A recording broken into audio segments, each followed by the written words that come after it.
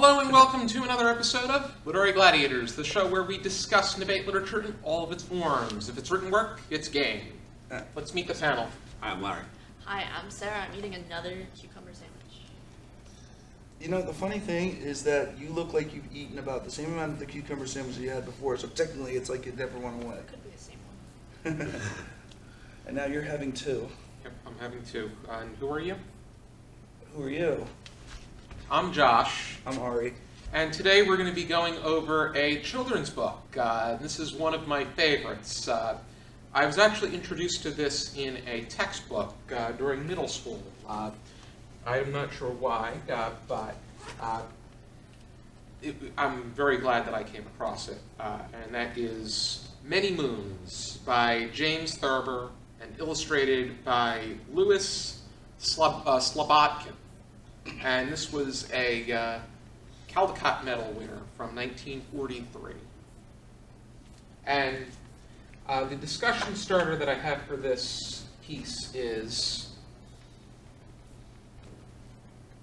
when I can get this into here. What is the discussion starter? What does it really mean to be a genius as per the story?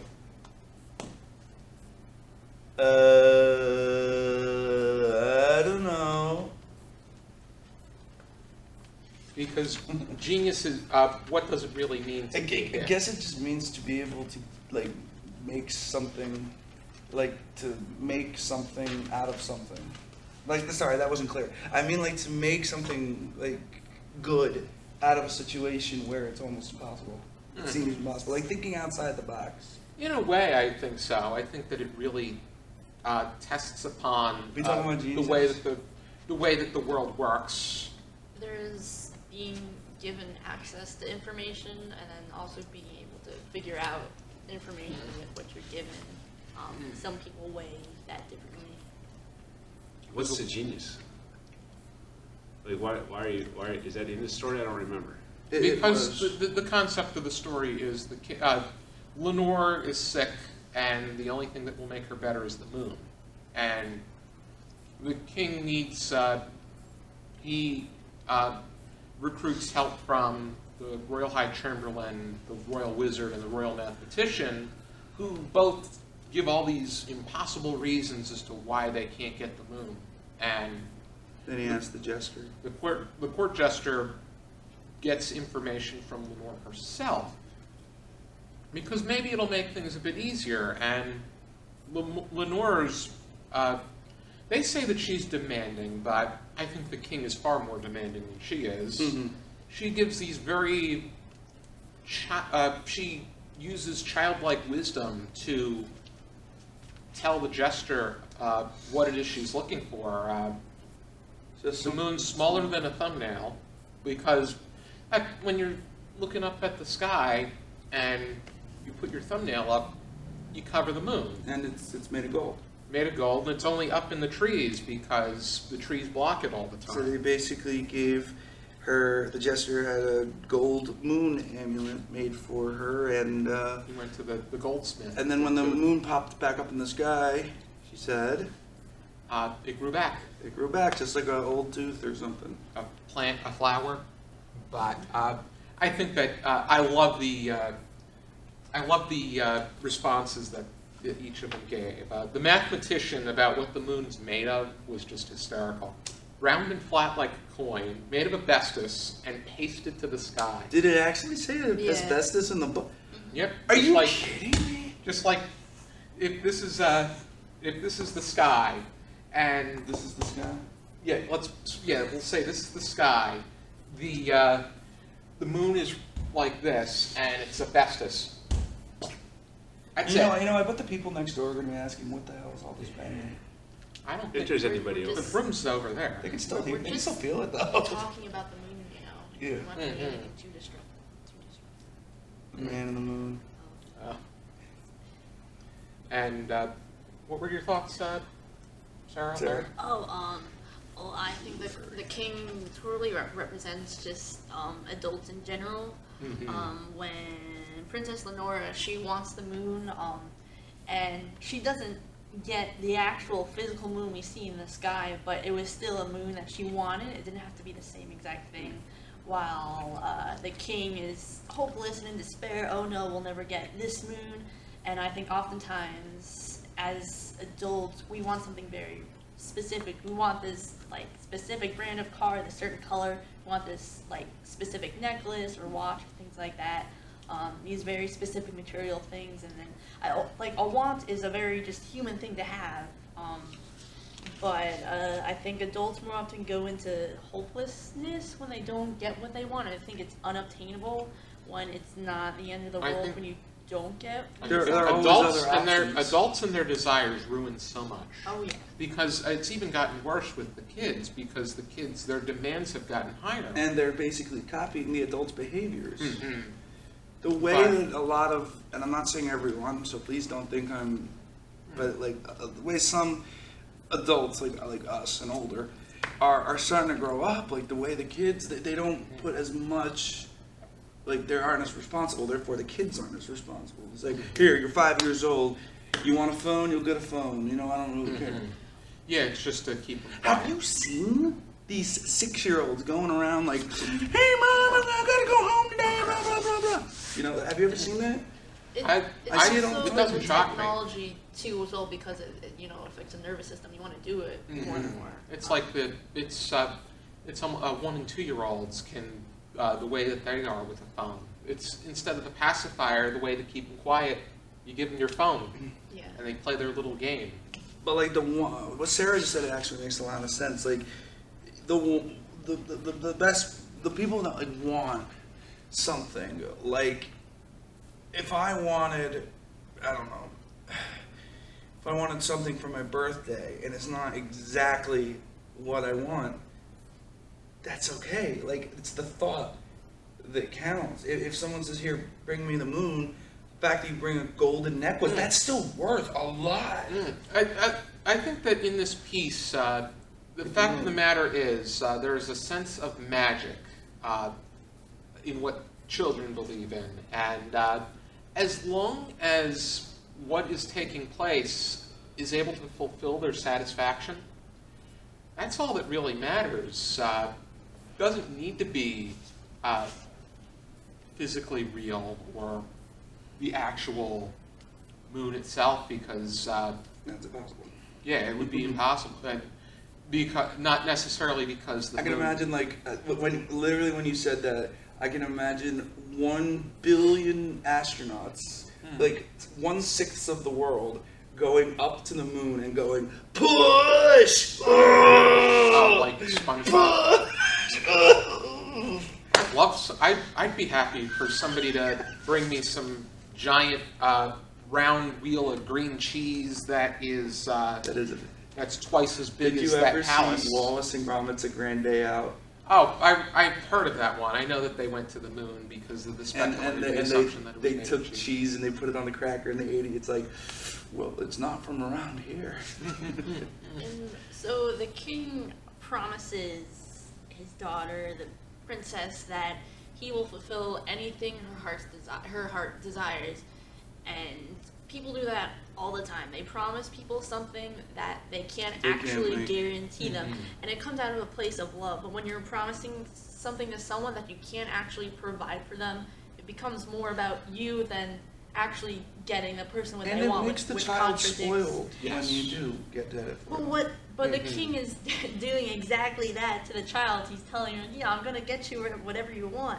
And I didn't get how the princess knows. I guess it's just like the magic of the children's book. But the princess doesn't, like, she says she will not be well until she gets this thing. That's a stereotypically common trait with regard to the way that rich people or celebrities tend to their children. I mean, people like Bill Gates, who he uses his money to keep things going and donate to charity. The only thing he said he's leaving his kids behind is a piece of stock. Gordon Ramsay's the same way. And then you have people like Lori Loughlin, who is scum of the earth, and look at her daughter. Her daughter's as spoiled and deranged as they come. Yeah, I agree. The king is spoiling his daughter here. I mean, it's hard to imagine an illness that can only be remedied by having a desire satisfied. But of course, it's interesting, like But I don't. how I the don't- gesture kind I of don't get a recognizes negative. I don't get a negative vibe from. I mean, the daughter has a childlike. Josh, it's a kid's story. I know it's a kid's. I mean, I'm trying to. I don't see her as being demanding or spoiled. When I see someone demanding and spoiled, I think of Veruca Salt from. Yeah, that's exactly. I was going to mention that Charlie earlier and the too. Chocolate Yes, Factory. Veruca is a good example. I think it's almost not impossible. Clearly, we don't know her too well. We only get a few pages of her, but Yeah. I think it's almost impossible for the daughter of a king not to be spoiled, because clearly, this man gets whatever he wants from his scholarly people, his court. So he's getting stuff for his daughter whenever she asks for them. I'd love to have those kind of people to refer to. I mean, the people that I have as the people that I have reference from are pretty helpful, common individuals. But What about Tori? no, Tori's a very helpful individual. Yeah, this story is not really making a point about spoiling kids. That's not. I'm not exactly sure if this story is I think doing any moralizing at all. Yeah, I think more of the point of this story is not about that part. I think it's about the ending, where it's when you want something, like it's this is magic. That's really what it is. Like thinking outside the box. You want the moon? I'll get you a moon. Here, buy a box of Lucky Charms. Take one of the marshmallow moons out and go, here, eat this. It'll make you feel better. Like, isn't that exactly what this is? You could do it with anything as long as it's moon shaped. It's not because It they're lying. does have to be gold because that's what she said. Okay, then make it look like gold or something. Use some sort of, you know what I'm trying to say. I get what you're saying. I get the magic. That's totally the purpose of the story, and it comes across. But I think also what you could teach a child through the story is when you want something, you're not always going to get it. A lot of times we want these things that are unobtainable, and you have to teach a child that. That's an important lesson that you're going to learn one way or the other.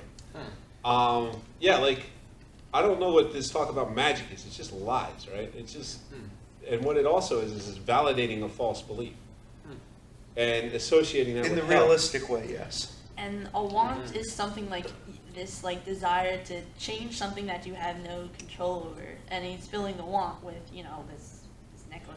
In a way, magic is one of two things. Magic is one of two things. It's either illusion, meaning that someone, if it's like a physical trick, someone will oh, look, this card came out of nowhere. Whoa. Or two, it's kind of like, it's always like sleight of hand, but like sometimes it's mental and sometimes it's physical. But it's never like poof, something just appeared out of nowhere without. That's called pseudoscience. It's not a real, like, there's no proof. It's not real, is what you're saying. Yeah, it's real. No, it is real, but the magic isn't real. Like whatever the magic is, it's something that is explainable. It's a trick. Yeah. I think that there's so much. Deception, an I think illusion. there's so much more to look at though than just the surface of the piece. I think that there's the whole idea. I think that there are occasions where we need to think like children. What? I think that the whole But I think I know what he's saying. yeah, I Thinking think that outside the box. if you're thinking very intensely, Concrete. I mean, not. I think that there's. I think that as adults we very much overcomplicate things. I think that we our cynicism is very. Our cynicism Like it's does more to in a way, destroy it's than like to literary create. gladiators. Like Well, when- self-deception or deceiving others is not healthy. It's not good. no. Has anybody read The Snow Queen?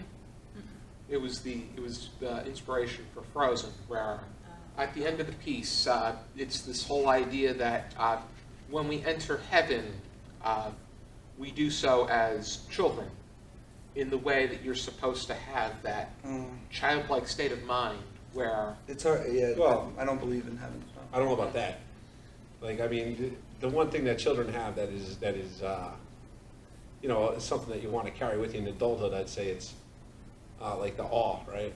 It's like a sense of awe at the natural world and at the blessings that you have, and a sense of like where you appreciate things as if seeing them for the first time.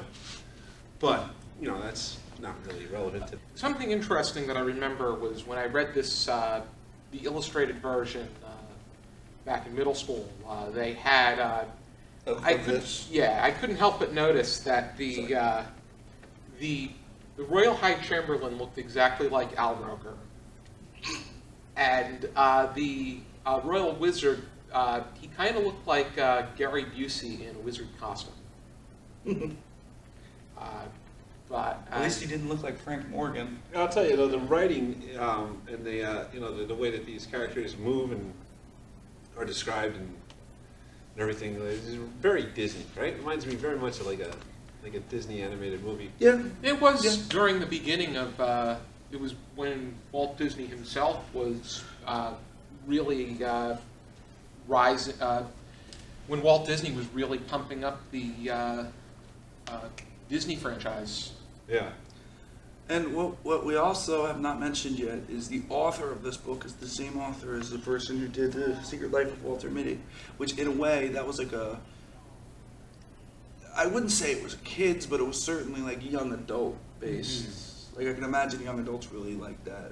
And that's James Thurber, of course, who did it. So he also wrote this kids book too. I think Walter Mitty could also He's be very imaginative.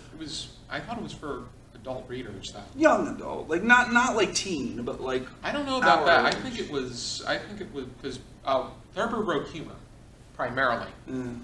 So- I always thought that like just a personal opinion. I feel Secret Life of Walter Mitty was meant for people like us. Could be As a but yeah. Democrat, I could be wrong. I could be Mhm. wrong. But that's just what It wasn't a freshman high school textbook, but then again, so was The Necklace by Guy But then Belson. again, we did read it in freshman year of high school. Yes, we did. It was in my freshman year textbook. And in mine too. Yes, sir. But anyway, I again, I didn't see the drawings because I only read it online, but it was a good book. Good kids book. It reminded me a lot. I just love kids books. Like they teach so many lessons that are easier to understand even for adults than some more complicated books. I think this was more teaching a lesson to adults, though. Like the kid is already at that point where like Well, both perhaps. they're not using the logic or like I the definitely feel that practicality.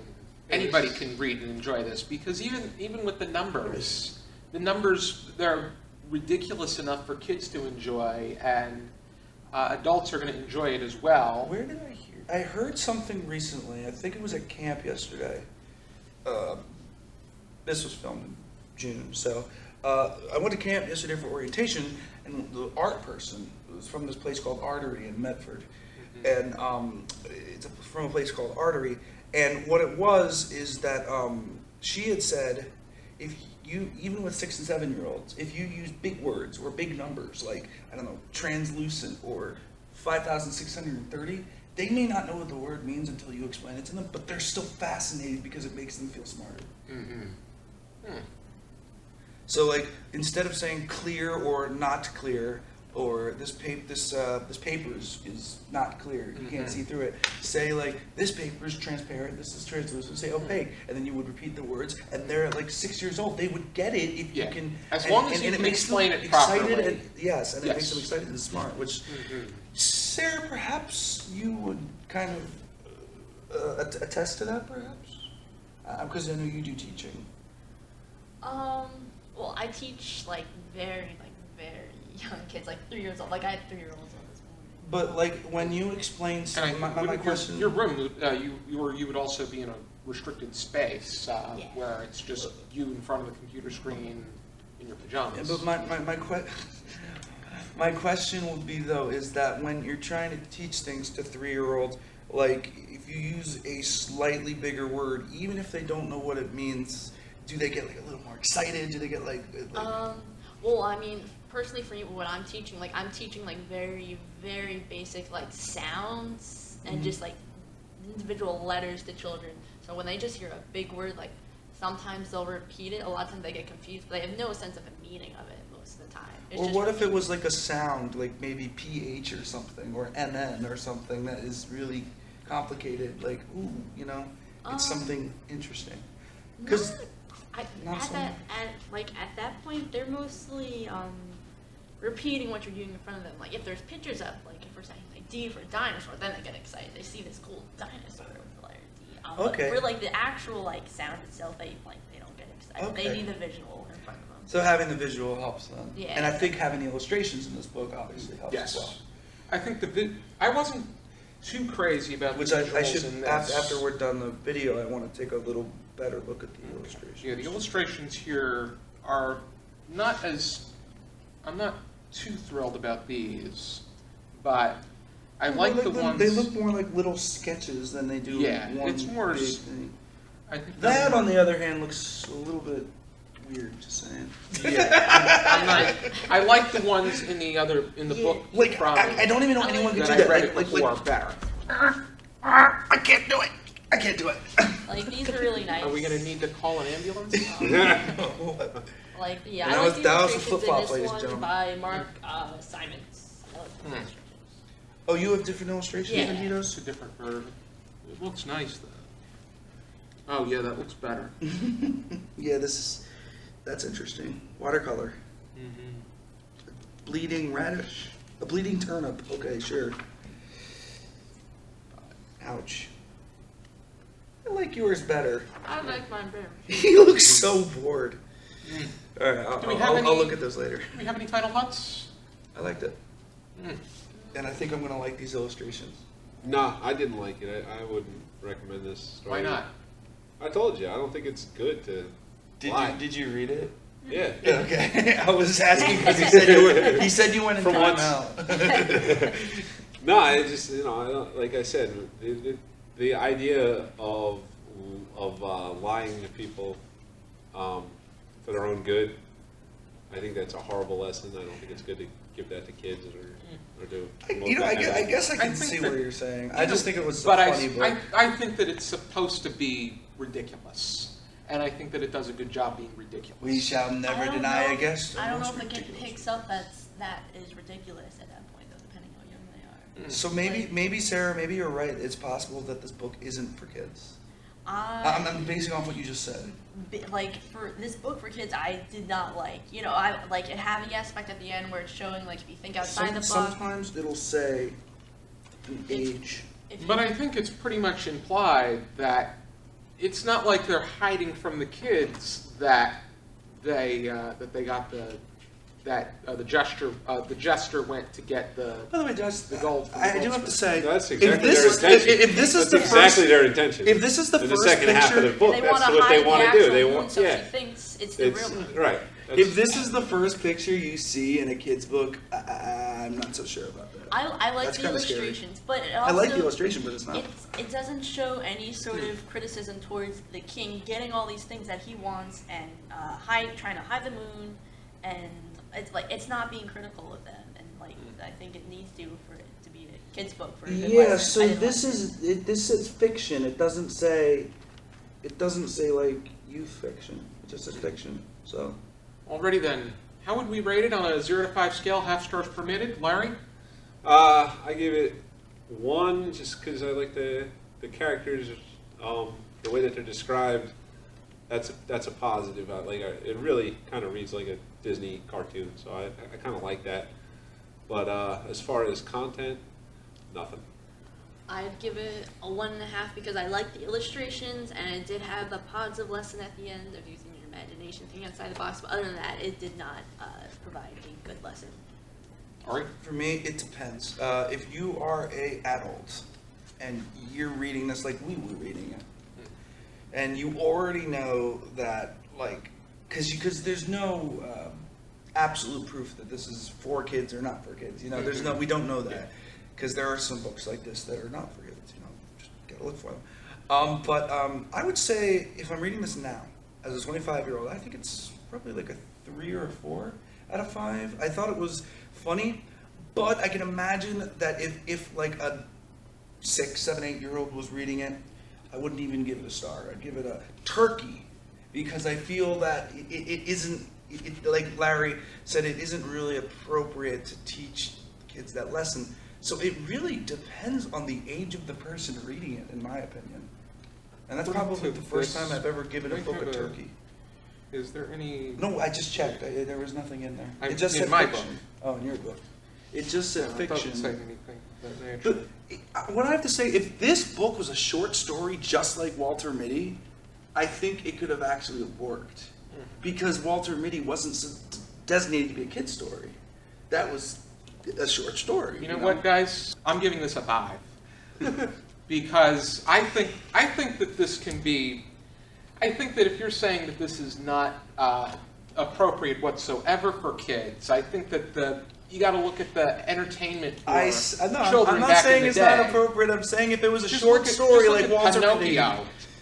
This is around the time that Pinocchio came out, and if you're saying that this is not appropriate for kids, I would say Pinocchio is not appropriate for kids. Well, what Pinocchio's reason? far more appropriate. It's Oh, actually got a moral Oh, lesson. there's a.